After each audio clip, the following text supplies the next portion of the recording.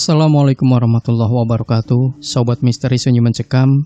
Edisi cerita misteri kali ini berkisah tentang seorang wanita yang terkena kutukan siluman ular di hutan jati Kramangan. Seperti apakah kisah selengkapnya? Langsung saja kita simak. Sebuah kisah nyata misteri yang berjudul 10 tahun terkena kutukan siluman ular di hutan jati Kramangan. Kisah ini adalah pengalaman gaib nyata dari Sarwanti. Semasa di SMA, dia tersesat di hutan jati Kalibalang. 9 temannya mati karena makan daging ular siluman. Dia sendiri selamat, namun harus menjalani kutukan. Sarwanti adalah gadis kampung di desa kecil di wilayah Palas, Lampung Selatan. Tinggi gadis berkulit kuning langsat ini 160 cm, berwajah manis, dengan rambut ikal sebatas bahu. Sarwanti merupakan anak bungsu dari 3 bersaudara.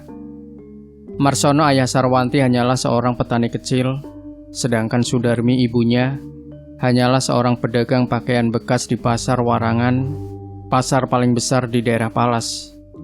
Jangankan memiliki mobil, rumah yang mereka tempati saja merupakan warisan dari sang nenek. Jangankan makan di restoran, makan nasi lauk ikan asin saja sudah senang sekali. Kendati keadaan mereka pas-pasan, hidup Sarwanti bersama kedua orang tuanya dan saudaranya sangat tentram dan bahagia.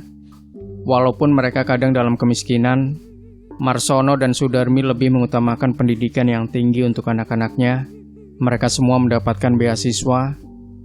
Kejadian yang berhubungan dengan dunia gaib terjadi pada diri Sarwanti saat ia duduk di bangku SMA. Kala itu ada kegiatan pramuka yang diadakan sekolah tingkat SMA sekabupaten Lampung Selatan. Pramuka merupakan salah satu kegiatan ekstrakurikuler yang berhubungan dengan pramuka. Ada salah satu wakil dari sekolah Sarwanti yang tidak ikut, yaitu Nurhayati. Entah mengapa Sarwanti yang ditunjuk menggantikannya. Sebenarnya Sarwanti tidak terlalu hobi dalam pramuka, tapi karena ditunjuk sebagai pengganti mewakili sekolah, apa boleh buat, ia lakukan juga. Dalam acara pramuka itu, ada kegiatan napak tilas masuk hutan jati Kramangan Rejo Marbun. Mungkin kurang konsentrasi saat dijelaskan kakak pembina atau memang belum berpengalaman dalam jelajah hutan. Sarwanti bersama temannya kehilangan jejak. Tim mereka terdiri dari 3 orang, termasuk Sarwanti wakil dari SMA-nya dan 7 orang lainnya dari SMA yang berbeda. Walaupun mereka beda sekolah, yang namanya tersesat dalam hutan selama 10 hari, mereka menjadi akrab dan saling menolong, kerjasama dan saling melindungi. Waktu itu Sarwanti masih duduk di bangku kelas 1. Anggota tim nampak tilas di hutan jati Kramangan Rejo Marbun yang terdiri dari 10 orang itu, campur antara kelas 1, 2, dan 3. Sudah lebih dari 8 hari mereka tersesat di dalam hutan. Mereka beristirahat di dekat danau yang airnya sangat tenang dan jernih. Sementara perbekalan yang mereka bawa sudah habis, dan beberapa anak kelihatan sangat lelah. Ketua tim yang bernama Eko memiliki inisiatif mencari ikan di danau sekitar untuk mengisi perut agar memiliki stamina guna melanjutkan perjalanan pulang. Sarwanti terduduk lemas di dekat pohon jati sambil melamun memandang jauh ke tengah hutan. "Wanti, sudah sana, kamu kumpul sama teman-teman yang lain," ucap Eko pada Sarwanti. "Kamu gak usah cemas begitu. Kita pasti bisa keluar dari hutan jati ini, oke?" tambahnya. "Asalkan kita kompak dan tenang, pasti bisa berpikir jernih, sehingga dapat menemukan jalan keluar," bujuk Eko pula pada anggota tim lainnya. Sarwanti memandang wajah Eko dalam-dalam. Pemuda ganteng yang duduk di kelas 3 SMA itu mulai pasrah pada keadaan yang akan terjadi selanjutnya. Dengan langkah gontai, Sarwanti mendekati teman-temannya. Beberapa menit kemudian, ia menghentikan langkahnya dan ia merebahkan tubuhnya di atas batu panjang persegi seukuran papan tulis di sekolah. Tak berapa lama Eko dan Radit kembali. Mereka datang menawarkan daging landak yang sudah matang pada mereka. Eko dan Radit mengatakan bahwa mereka tak mendapatkan seekor ikan pun di Danau Jati. Terpaksa mereka mencari hewan lain untuk mengisi perut. Semua teman-teman Sarwanti makan daging landak tersebut, sedangkan Sarwanti tampak ogah-ogahan. Karena seumur hidupnya baru kali ini ia mendapat daging binatang yang memiliki bulu-bulu yang runcing. yang merupakan juga sebagai senjata pelindung dari binatang tersebut. Lagi pula bukan Sarwanti tidak mau, tapi di dalam keluarganya ada tradisi untuk tidak mudah memakan makanan yang diberikan oleh orang yang belum lama dikenal. Meskipun Eko baik, tapi Sarwanti belum terlalu mengenalnya karena beda sekolah dengannya. Kalaupun Sarwanti mengenalnya, mungkin hanya di pramuka itu. Sampai esoknya Sarwanti juga tak makan, kecuali sekedar minum beberapa teguk air danau yang lebih dulu direbus. "Wanti, kamu jangan bersikap seperti itu. Kenapa kamu gak mau makan daging landak bakar ini? Dagingnya enak kok. Lagi pula kalau kamu gak makan, nanti kamu bisa sakit," ucap Ferdian dari SMA 1 pada Sarwanti. "Maafkan aku, Kak. Aku belum yakin daging binatang apa yang kalian makan itu," jawab Sarwanti sekenanya. Ajeng yang satu sekolahan dengan Sarwanti mendekatinya. Mungkin dia tak enak dengan teman-teman yang lainnya, apalagi yang beda sekolah dengan mereka. Ajeng lalu membujuk Sarwanti agar mau makan daging landak bakar itu. Namun Sarwanti tetap pada pendiriannya, tidak mau menyentuh makanan itu. Singkat cerita, keesokan harinya memasuki hari ke-10 mereka tersesat dalam hutan jati Kramangan. Tiba-tiba kompas hidup sehingga mereka dapat menemukan jalan keluar. Kurang lebih 1 jam perjalanan, mendadak Eko menghentikan langkah mereka. "Teman-teman, berhenti dulu," katanya. "Aku mau ngomong sesuatu," ucap Eko lagi secara mendadak. "Ada apa lagi, Kak? Apa kompasnya mati lagi?" tanya Ajeng sedikit cemas. Bukan itu," jawab Eko agak ragu.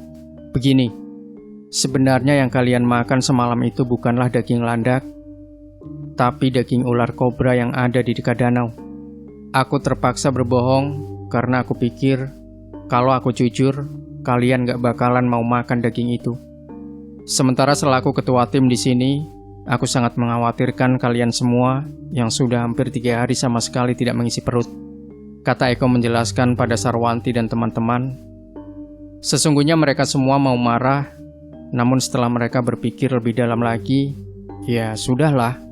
Semua sudah terjadi, tak masalah dengan daging ular tersebut. Lagian menurut teman-teman Sarwanti, rasanya enak juga. Di berbagai kawasan di Lampung, ada tongseng ular kobra dijual bebas, toh juga tidak apa-apa. Sebulan kemudian setelah peristiwa itu, terjadi hal-hal aneh pada teman-teman Sarwanti, yang satu tim masuk hutan jati Kramangan. Ajeng meninggal dengan suhu tubuh naik drastis, sering mengigau di waktu malam.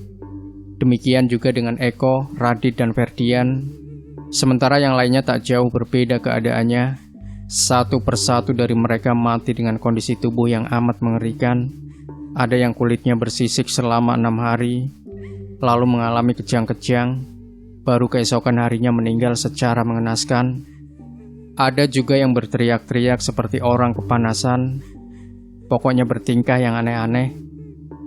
Setelah ke-9 anak meninggal, malam harinya Sarwanti mimpi didatangi ular besar hitam keemasan yang tiba-tiba saja berubah wujud menjadi laki-laki yang sangat tampan. "Teman-temanmu harus mendapat hukuman yang setimpal atas perbuatan mereka yang telah membunuh, menguliti, membakar, lalu memakan daging istriku." Kata siluman ular membuat tubuh Sarwanti menggigil hebat. "Kamu tidak kubunuh, tapi aku mengutukmu selama 10 tahun. Dan pada malam-malam tertentu, kamu harus mau menggantikan tugas istriku selama 10 tahun tersebut." Tambahnya dengan mendesis. Rupanya lelaki itu adalah suami dari siluman ular hutan jati Kramangan. Sarwanti tertegun, diam dan lemas. Dan mimpi itu sungguh menjadi kenyataan. Selama 10 tahun di setiap tahunnya, persisnya selama 10 hari di bulan yang sama dengan bulan ketika Sarwanti dan teman-temannya tersesat di hutan jati Kramangan, maka kulit gadis ayu tersebut mendadak bersisik seperti kulit ular. Kadang-kadang Sarwanti juga mendesis-desis seperti seekor ular. Jadi kurang 10 hari, pasti Sarwanti mengurung diri di dalam rumahnya. Kalaupun terpaksa keluar, hanya bisa pada malam hari saja. Siangnya Sarwanti selalu mengompres tubuhnya dengan bongkahan es batu karena suhu tubuh yang berubah sangat panas. Tak diduga sebelumnya, perubahan pada kulit tubuh Sarwanti pada bulan-bulan tertentu di setiap tahunnya ternyata malah membawa hoki bagi diri Sarwanti, terutama dalam hal keuangan. Setamat SMA, sambil menjalani kuliah, Sarwanti diterima bekerja di sebuah lembaga bahasa asing yang ternama di Bandar Lampung. Waktu senggang bisa ia gunakan untuk berbisnis kosmetika, juga mengkreditkan pakaian untuk teman-teman sekampus ataupun ibu-ibu dan remaja putri di lingkungannya. Sepertinya bisnis apapun yang ia lakukan berjalan mulus dengan kemajuan yang cukup pesat. Setamat dari STKIP, Sarwanti bersama Junia temannya mendirikan sebuah lembaga bahasa Inggris, di mana Sarwanti menjabat sebagai direkturnya. Sarwanti juga mengadakan kerjasama dengan beberapa PLTK dalam memberikan les bahasa Inggris. Lambat laun usaha Sarwanti berkembang kian pesat, bahkan telah mampu membuka cabang di luar kota. Dalam jangka waktu sekitar 4 tahun, Sarwanti sudah mampu membeli rumah sendiri, mobil, dan juga perabot rumah yang semuanya serba luks. Di usia 30 tahun, Sarwanti sudah memiliki segalanya dan dipandang sebagai gadis kaya untuk ukuran seorang gadis di desanya. Dan tak terasa, rupanya 10 tahun Sarwanti telah menjadi istri gaib siluman ular hutan Jatikramangan. Cuma yang menjadi problem bagi diri Sarwanti, jika ada lelaki yang naksir dan hendak menikahinya atau menjadikan Sarwanti istrinya, maka lelaki itu selalu mati sebelum pernikahan itu dilangsungkan. Terhitung sudah ada 5 orang lelaki semenjak tamat SMA, kuliah, hingga memiliki usaha sendiri. Rasanya Sarwanti sudah lelah untuk berkeinginan menikah. Awal tahun 2013 yang lalu, kutukan itu telah selesai ia jalani.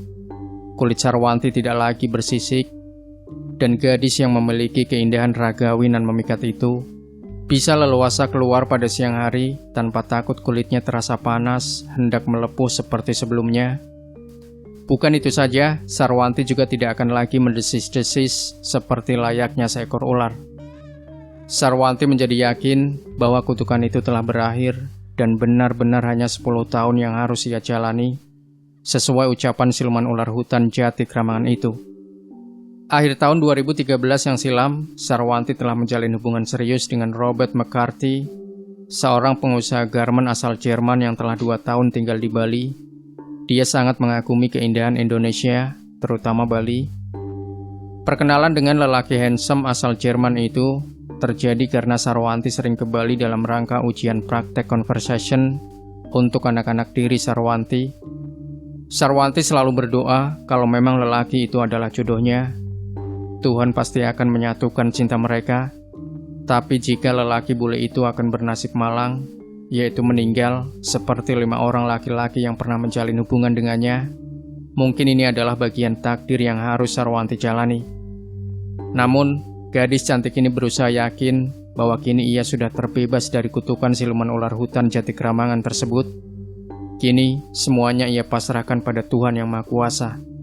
Demikian Sobat Misteri Sunyi Mencekam, jangan lupa tinggalkan komentar Anda, like, share video ini, subscribe channel Sunyi Mencekam, dan nantikan kembali cerita misteri terbaru dari kami.